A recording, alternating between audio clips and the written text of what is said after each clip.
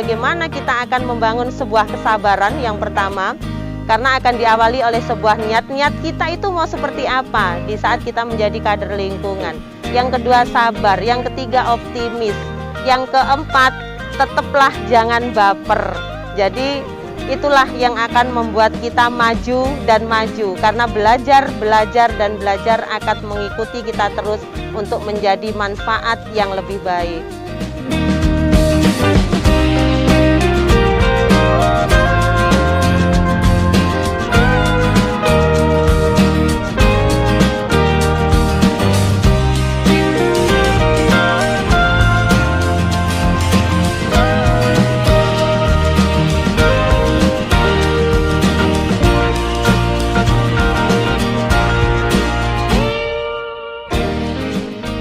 Assalamualaikum warahmatullahi wabarakatuh. Saya Fitria, selaku Ketua Asosiasi Bank Sampah Gresik, juga di Bank Sampah Gemes sebagai pembina Bank Sampah Gemes Sekardadu, yang beralamat di Jalan Raya Dewi Sekardadu nomor 1A, Kelurahan Ngargosari.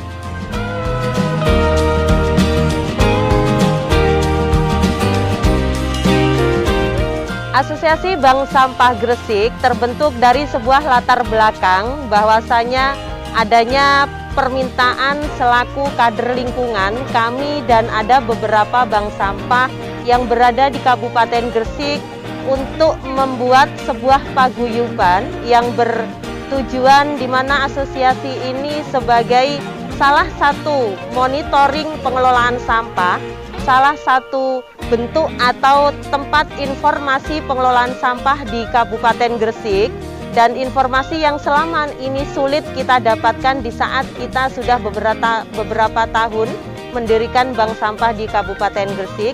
Akhirnya 2016 kita mendirikan Asosiasi Bank Sampah Gresik yang terbentuk dari sebuah rapat yang dihadiri oleh wakil-wakil direktur Bank Sampah di Kabupaten Gresik. Bank Sampah Gemes atau Gemar Memilah Sampah di Jalan Dewi Sekardadu adalah satu bank sampah atau bentuk pengelolaan sampah induk yang mana di sini 3 tahun berjalan, yang berawal dari sebuah ketidaktahuan warga tentang pengelolaan sampah, tentang adanya program kemandirian untuk memilah sampah dari sumber. Makanya di sini kami dan kawan-kawan pengurus Bank Sampah Gemes Sekardadu mendirikan Bank Sampah Gemes ini yang bertujuan juga untuk bagaimana masyarakat paham tentang tata kelola lingkungan dan pengelolaan sampah secara mandiri.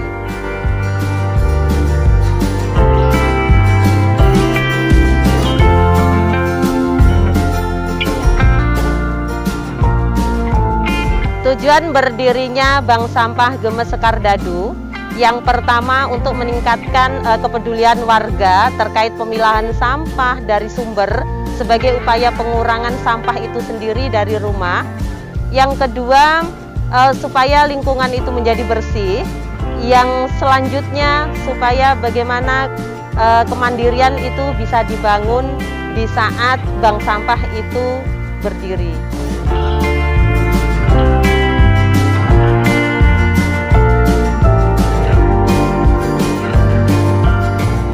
Untuk sampah-sampah yang bermanfaat yang kita kelola itu kita bagi menjadi 4 kategori besar. Yang pertama yaitu kaca, yang kedua plastik, yang ketiga kertas, yang keempat logam.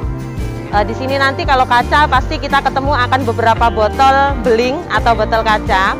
Kalau plastik maka kita akan ketemu dengan botol-botol mineral, ebak-ebak dan sebagainya. Kalau kertas berarti di sini akan ada yang namanya buku, HVS, kardus atau karton, dan macam-macamnya. Kalau kita ketemu logam berarti kita nanti akan ketemu alumini, akan ketemu besi, akan ketemu perunggu, dan akan ketemu tembaga.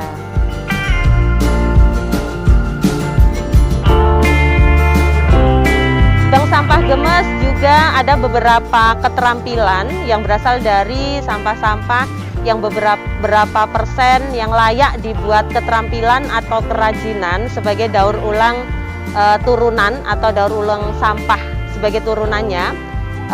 Ada kertas juga, ada koran yang kita buat, kita mix menjadi kerajinan bunga, vas bunga, tas, dan ada juga yang terakhir ini menjadi inovasi adalah bagaimana sampah minyak bekas atau jelantah ini kita buat menjadi sabun cuci, dan ada beberapa yang sudah terbentuk menjadi sabun kita buat menjadi bunga. Jadi masih banyak lagi di sini, nanti kita akan ketemu.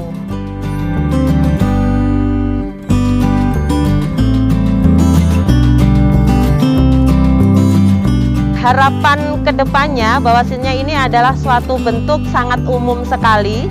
Yang pertama, bagaimana pengelolaan sampah ini bisa difahami oleh semua belah pihak, baik itu masyarakat, baik itu pemerintah, baik itu swasta atau media itu sendiri sesuai dengan tupoksinya masing-masing.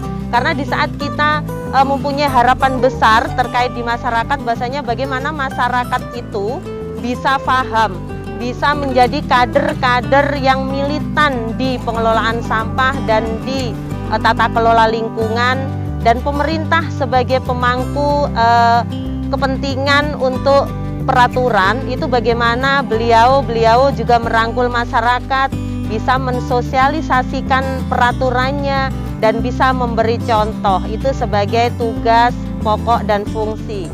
Yang ketiga, selaku kawan-kawan swasta, bagaimana CSR itu bisa tepat sasaran di saat kita sebagai kader lingkungan yang sangat semangat untuk perbaikan lingkungan itu sendiri juga didukung atau dirangkul juga. Yang terakhir, sebagai kawan-kawan media apapun, sebagai lidah panjangnya kader lingkungan, ini sebagai tugas pokok dan fungsinya. Bagaimana kegiatan ini bisa diapresiasikan, bagaimana kegiatan ini menjadi suatu bentuk untuk menyebar informasi biar ini semakin luas dan semakin paham atau pemahaman itu dibangun.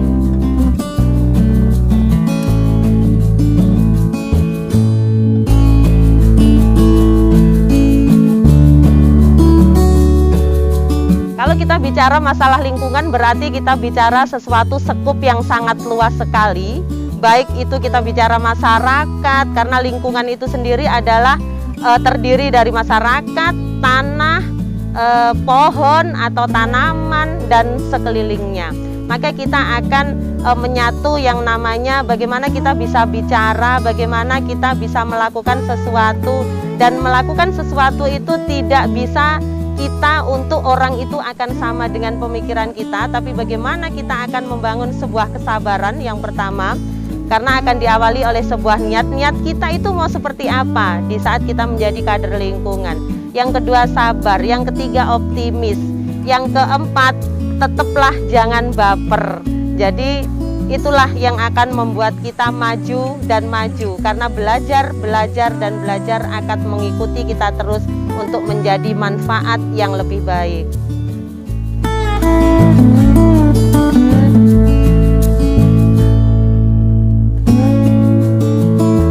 Untuk melihat informasi lebih jauh tentang pengelolaan sampah, di sini saya berada di Basecamp Asosiasi Bank Sampah Gresik dan Basecampnya Bank Sampah Gemes Sekardadu. Di sini Basecamp sebuah rumah edukasi tentang pengelolaan sampah.